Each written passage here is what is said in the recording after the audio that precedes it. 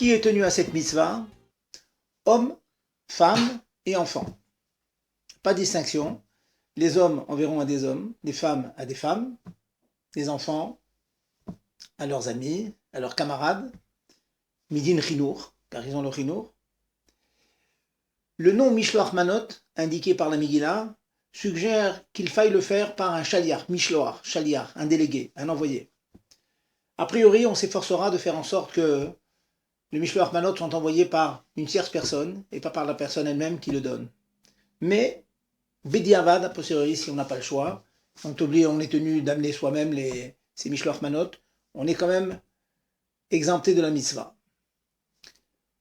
Il y a une bonne coutume qui veut que on tâche de faire en sorte que toute personne qui vous envoie un Mishloach Manot, eh bien, on lui envoie l'équivalent à soi-même, que chaque personne qui vous amène un Mishloach Manot, eh bien, reparte aussi avec un Mishloach Manot.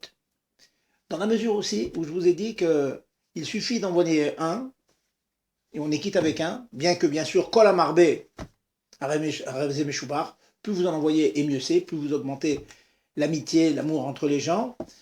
Il n'en reste pas moins que dans la mesure où on peut se rendre quitte avec un, il est bon d'être mahmir, d'être méadère, d'en envoyer un de bonne qualité. Ça veut dire où il y aura des manotes qui sont rachouvotes, qui sont importantes. Je peux vous suggérer d'envoyer, par exemple, un saumon fumé ou une bonne bouteille de vin. Et contrairement à ce que l'on entend souvent, il n'y a pas d'obligation d'envoyer des manotes, des parts dont les brachot, dont les bénédictions sont distinctes. On peut envoyer à la limite 2 manotes de la même bracha, par exemple. On peut imaginer un jus de fruits sur lequel on fait Sheakol, et puis une part de poisson ou de viande sur laquelle on fait Sheakol.